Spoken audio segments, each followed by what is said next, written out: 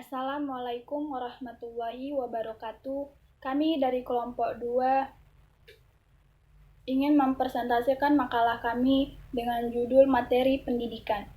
Kami yang beranggotakan 3 orang, saya Siti Ma'rufatun Nisa dengan NIM 006 sebagai moderator dan pemateri, dan rekan saya Dewi Asia sebagai pemateri dengan NIM 0035, dan Siti Nurani sebagai pemateri dengan NIM 0037. Baik, langsung saja mari kita dengarkan penjelasan dari pemateri. Saya Siti Ma'rufatun Nisa akan menjelaskan materi berikut. Salah satu cara Al-Quran menyampaikan petunjuknya kepada manusia adalah menyampaikan dalam bentuk kisah, yang menampilkan beragam tokoh dengan segala peran yang dimainkan pada masanya. Para tokoh yang ditampilkan kisahnya dalam Al-Quran sangat beragam, tetapi semua ditampilkan kisahnya dalam Al-Quran dimaksudkan agar umat Islam mengambil pelajaran dan menyesuaikannya dengan kehidupan mereka dimanapun mereka berada. Salah satu tokoh yang diabadikan namanya dalam Al-Quran adalah Luqman. Namanya diabadikan sebagai salah satu surah dalam Al-Quran yang memberikan petunjuk bahwa sosok Luqman adalah tokoh penting dalam sejarah kemanusiaan, khususnya dalam bidang pendidikan. Tokoh-tokohan Luqman seperti yang diabadikan Al-Quran bukan hanya pada materi pendidikan yang diajarkannya, yang selalu sesuai dengan situasi dan kondisi manusia dan masyarakat kapan dan dimanapun mereka berada. Karena materi tersebut adalah materi yang universal, tetapi juga karena tokoh Luqman yang sangat santun dalam menghadapi anaknya. Tentu saja, materi dan metode yang digunakan Luqman dalam mendidik juga patut menjadi ibrah dan keteladanan bagi tenaga pendidik dalam mewujudkan generasi yang cerdas, intelektual, cerdas sosial, emosional, dan spiritual. Sebagai materi pendidikan terdapat dalam Quran surat Luqman ayat 12-19 yang berbunyi Bismillahirrahmanirrahim. Walaqad atayna Luqmanal hikmata an ishkur lillah wa man yashkur fa innama yashkuru li nafsihi wa man kafara fa innallaha ghaniyyun hamid. Wa idh qala Luqmanu libnihi wa huwa ya'idhuhu ya bunayya la tusyrik billah inna syirka la dhulmun 'adzim. Wa wassaynal insana biwalidayhi hamalathu ummuhu wahnan 'ala wahnin wa fisaluhu fi 'amain an ishkur li wa liwalidayk ilayyal masir. Wa in jahadaka 'ala an tushrika bi ma laysa laka bihi 'ilmun fala tuti'huma wa sahibhuma fid dunya ma'rufa wattabi' sabila man anaba ilayya summa ilayya marji'ukum fa unabbi'ukum bima kuntum ta'malun. Ya bunayya innaha in takum mithqala habbatin min khardalin fatakun fi sakhwatin aw fis samawati aw fil ardi ya'ti biha Allah innallaha latifun khabir. Ya bunayya aqimis salata wa'mur bil ma'rufi wanha 'anil munkari wasbir 'ala ma asabak inna dzalika min azmil umur wala tusa'ir khaddaka linnasi wala tamshi fil ardi marha innallaha la yuhibbu kulla mukhtalin fakhur. waqsid fi masyika waghdud min sautik inna ankaral aswati la sautul hamir. Shadaqallahul azim. Quran surat Luqman ayat 12 sampai 19. Baiklah, saya akan membacakan arti dari surah Al-Luqman dari ayat 12 sampai 19. Ayat 12 yang artinya, dan sungguh telah kami berikan hikmah kepada Luqman, yaitu bersyukurlah kepada Allah. Dan barang siapa bersyukur kepada Allah, maka sesungguhnya dia bersyukur untuk dirinya sendiri. Dan barang siapa tidak bersyukur atau kufur, maka sesungguhnya Allah Maha Kaya, Maha Terpuji. Yang ke-13, dan ingatlah ketika Luqman berkata kepada anaknya, ketika dia memberi pelajaran kepadanya, wahai anakku, janganlah engkau menyekutukan Allah. Sesungguhnya mempersekutukan Allah adalah benar-benar kezaliman yang besar. Arti yang ke-14, dan kami perintahkan kepada manusia agar berbuat baik kepada kedua orang tuanya. Ibunya telah mengandungnya dalam keadaan lemah yang bertambah-tambah dan menyiapinya dalam usia 2 tahun. Bersyukurlah kepadaku dan kepada kedua orang tuamu, hanya kepadaku kamu kembali.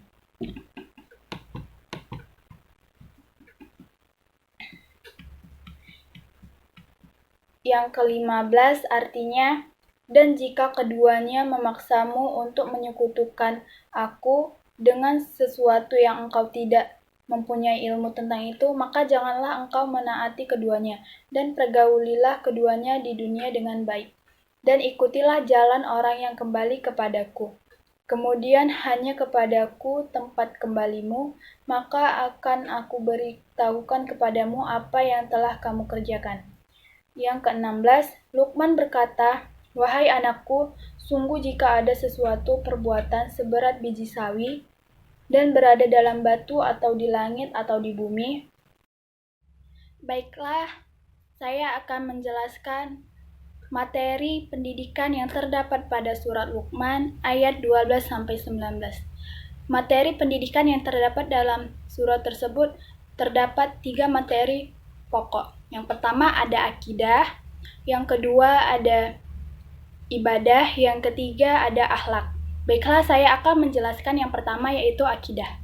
Pendidikan akidah meliputi pengesaan Allah, tidak menyekutukannya, mensyukuri nikmatnya. Larangan menyekutukan Allah termuat dalam ayat 13 surat Luqman tersebut. Pada ayat ini, Luqman memberikan pendidikan dan pengajaran kepada anaknya berupa akidah yang mantap, agar tidak menyekutukan Allah. Itulah akidah tauhid, karena tidak ada Tuhan selain Allah, dan selain Allah adalah makhluk. Ayat ini mendidik bahwa keyakinan pertama dan utama yang perlu ditanamkan pada dan diresapkan kepada anak adalah tauhid. Ayat lainnya yang berbicara mengenai akidah adalah ayat 16 surat Luqman. Pada ayat ini, Luqman kembali kepada akidah dengan memperkenalkan sifat Allah yang maha mengetahui segala sesuatu betapapun kecilnya. Walaupun sekecil biji sawi sebagaimana yang dilukiskan dalam ayat tersebut. Yang kedua yaitu ada ibadah. Materi ibadah mencakup segala tindakan dalam kehidupan sehari-hari, baik yang berhubungan dengan Allah Subhanahu wa Ta'ala seperti sholat maupun dengan sesama manusia. Hubungan kepada Allah Subhanahu wa Ta'ala dalam bentuk sholat ini dinyatakan oleh ayat 17 surah Luqman. Pada ayat ini Allah Subhanahu wa Ta'ala mengabadikan 4 bentuk nasihat Luqman untuk penetapan jiwa anaknya, yaitu yang pertama ada mendirikan sholat, yang kedua menyuruh berbuat baik, yang ketiga mencegah berbuat mungkar, dan yang keempat ada bersabar atas segala musibah. Keempat hal inilah yang diberikan Luqman kepada anaknya dan diharapkan menjadi modal hidup bagi umat Islam sebagaimana yang disampaikan Nabi Muhammad SAW. Yang ketiga ada akhlak. Sejalan dengan usaha membentuk dasar keyakinan atau keimanan, maka diperlukan juga usaha untuk membentuk akhlak. Membentuk akhlak yang mulia.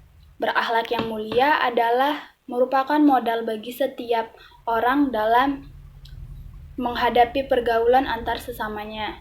Akhlak termasuk di antara makna terpenting dalam hidup ini. Tingkatnya berada sesudah keimanan kepada Allah, malaikatnya, rasul-rasulnya, hari akhir, qada dan qadar Allah. Ajaran mengenai pendidikan akhlak dijelaskan dalam beberapa ayat, seperti ayat 14 surat Luqman yang sebelumnya juga berbicara mengenai pendidikan keimanan atau akidah. Karena konsekuensi keimanan sebagai keyakinan hati harus diwujudkan dalam sikap dan perbuatan. Ayat lainnya yang menjelaskan ajaran akhlak juga terdapat pada ayat 15 surat Luqman. Ayat ini mendidik manusia agar mendahulukan dan mengutamakan akidah, tauhid, dan tidak boleh syirik. Ayat selanjutnya yang berbicara tentang akhlak adalah ayat 16 surat Luqman, yang sebelumnya juga berbicara mengenai pendidikan keimanan atau akidah. Ayat ini mendidik manusia agar beramal dengan ikhlas karena Allah Subhanahu wa Ta'ala. Sebab Allah akan membalas semua perbuatan manusia berapapun kecilnya. Perbuatan baik dibalas dengan pahala kebaikan, dan perbuatan jahat jangan dibalas dengan kesengsaraan. Ayat selanjutnya yang menggariskan prinsip-prinsip akhlak terdapat pada ayat 18 surat Luqman. Ayat ini mendidik manusia dalam pergaulan dengan masyarakat dengan etika yang baik, berbudi pekerti, sopan santun, dan akhlak yang tinggi, yaitu tidak boleh sombong. Kalau sedang berbicara, berhadapan dengan orang lain, hendaklah berhadapan muka, sebab sebagai pertanda berhadapan hati. Sebaliknya, tidak boleh memalingkan muka, karena dengan demikian akan tersinggung perasaan lawan bicara dan merasa dirinya tidak dihargai.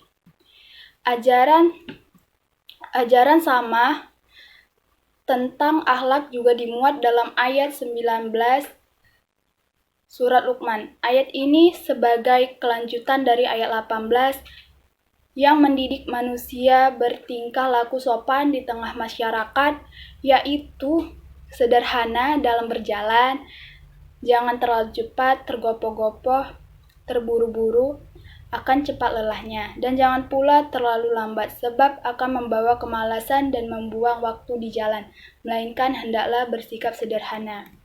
Itulah 3 materi yang terdapat dalam surah Luqman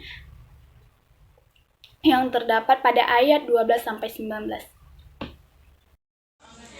Baik, selanjutnya saya akan menjelaskan tentang pentingnya riset kealaman. Riset dapat diartikan sebagai suatu penyelidikan, pencermatan, percobaan yang membutuhkan ketelitian dengan menggunakan metode atau kaidah tertentu untuk mendapatkan suatu hasil dengan tujuan tertentu. Sedangkan yang dimaksud dengan kealaman yakni kumpulan pengetahuan kebendaan tentang berbagai macam gejala-gejala alam. Riset sangat penting untuk dilakukan dikarenakan memiliki berbagai manfaat, di antaranya yakni dapat mengidentifikasi suatu masalah atau fakta secara sistematis. Yang kedua, mengetahui sistem kerja objek yang diteliti. Yang ketiga, menambah keyakinan dalam pemecahan suatu masalah. Kemudian yang keempat, meningkatkan hubungan kerjasama antar tim. Yang kelima, melatih dalam bertanggung jawab. Yang keenam, dapat memberikan rekomendasi tentang kebijakan suatu program.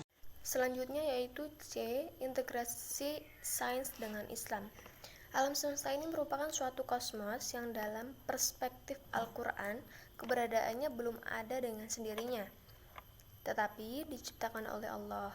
Allah menciptakan alam semesta ini secara hak dan tidak menciptakan alam ini dengan main-main. Demikian pula tidak secara batil. Sebagai sesuatu yang hak, maka alam ini mempunyai wujud yang nyata. Di dalam Al-Quran banyak dijumpai ayat-ayat baik secara langsung maupun tidak langsung yang merujuk dengan fenomena alam ini, di mana hampir seluruh ayat ini memerintahkan manusia untuk mempelajari hal-hal yang berkenaan dengan penciptaan dan merenungkan isinya. Rujukan Al-Quran terhadap fenomena kealaman atau ayat kauniyah ini tidak dimaksudkan untuk mengajarkan ilmu pengetahuan sains modern sebagaimana buku-buku ilmiah pada umumnya, tetapi dimaksudkan antara lain sebagai sarana untuk mengenal Tuhan dan kekuasaannya, serta menambah ilmu dan mendekatkan diri kepadanya, dan sebagai stabilitas manfaat dan memenuhi kebutuhan.